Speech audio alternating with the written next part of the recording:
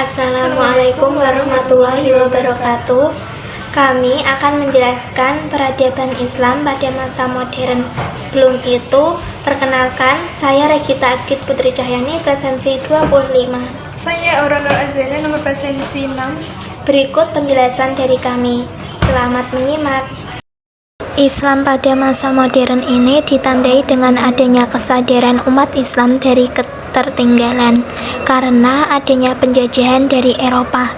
Selain itu, adanya dorongan untuk memperoleh kemajuan dalam berbagai bidang, khususnya dalam ilmu pengetahuan dan teknologi.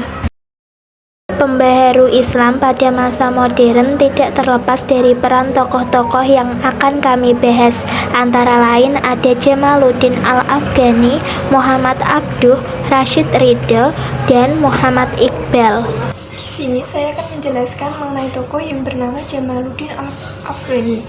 Jamaluddin Al-Afghani lahir di Kabul, Afghanistan pada tahun 1838 Masehi dan meninggal dunia di Istanbul pada tahun 1897 Masehi. Jamaluddin merupakan seseorang yang cerdas. Pada usia yang masih muda, yakni 18 tahun, ia sudah menguasai berbagai disiplin keilmuan seperti ilmu agama, filsafat, hukum, sejarah, metafisika, kedokteran, sains, astronomi, dan astrologi. Adapun pokok-pokok pemikiran Jamaluddin Al-Afghani ialah yang pertama menggagas ide pan-Islamisme, yang kedua antara laki-laki dan perempuan memiliki kedudukan yang sama, yang ketiga berusaha mengubah sistem pemerintahan autokrasi menjadi demokrasi. Kemudian ada tokoh Muhammad Abdul Hasan Khairullah, dilahirkan di Mahalat Nashr, Shubra Kid, Al-Bahirah, Mesir tahun 1849 Masehi dan masih keturunan Umar bin Khattab dari garis ibunya. Abduh belajar agama ke Syekh Ahmad pada tahun 1862, kemudian melanjutkan ke Universitas Al-Azhar Kairo pada tahun 1866. Setelah itu ia mengajar di Al-Azhar. Puncak karirnya, Abduh menjadi mufti pertama di Mesir pada tanggal 3 Juni 1899. Muhammad Abduh meninggal pada tanggal 11 Juli 1905. Sedangkan ide pokok pemikirannya sebagai berikut. A.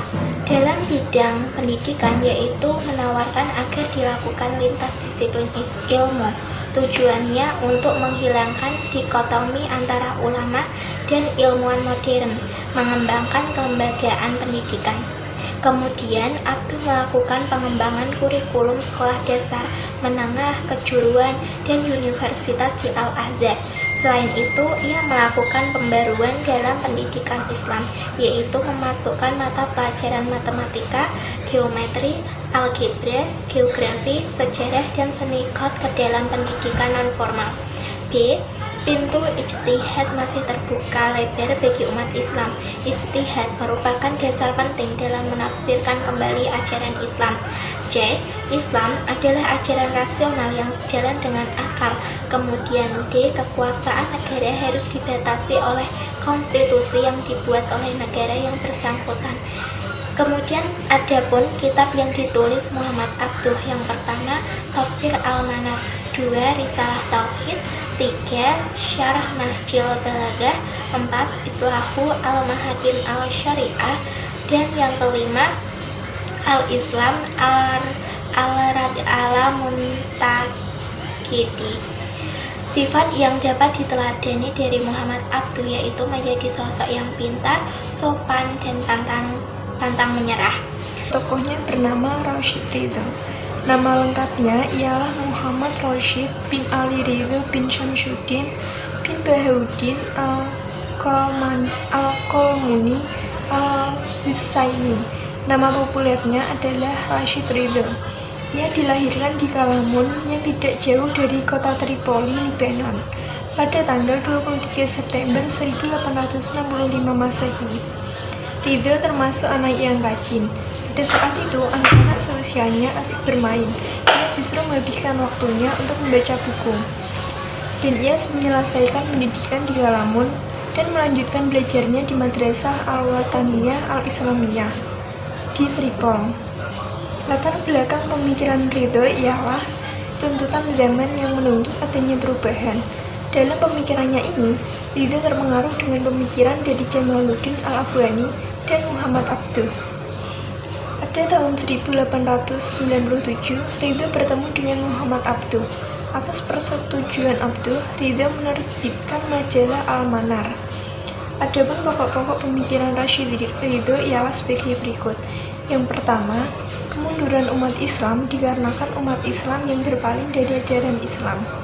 Yang kedua, merebaknya paham fatalisme di dunia Islam.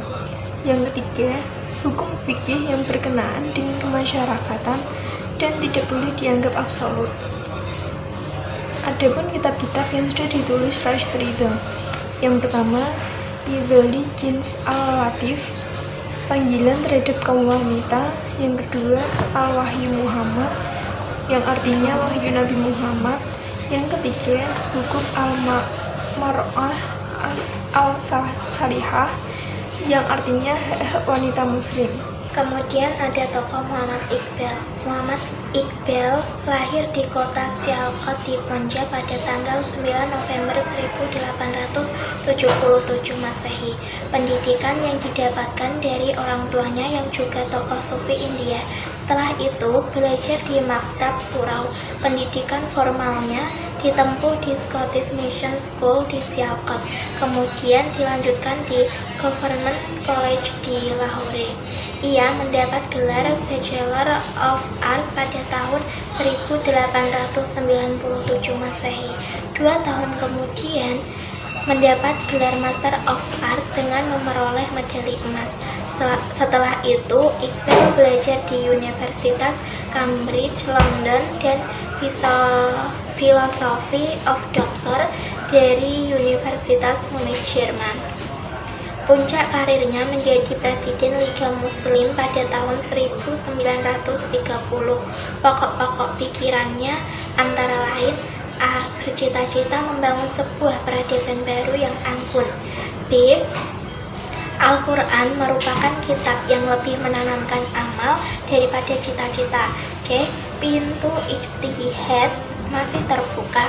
D. Mencita-citakan kebangkitan kembali umat Islam. E. Tujuan pendidikan adalah untuk memperkokoh individualisasi diri peserta didik. Karya Muhammad Iqbal antara lain: 1. The Development of Metaphysics in Persia. 2. Asrai Khudi. 3. The Reconstruction or Religious Thought in Islam. 4. Musafir. 5. Zarbi Kalim. Hal yang dapat diteladani dari Muhammad Iqbal yaitu menjadi sosok yang memiliki pandangan luas tentang Islam, memiliki semangat yang tinggi, selalu optimis, dan mampu mengambil segi positif dari suatu kebudayaan lain. Sekian penjelasan dari kami. Terima kasih. Wassalamualaikum warahmatullahi wabarakatuh.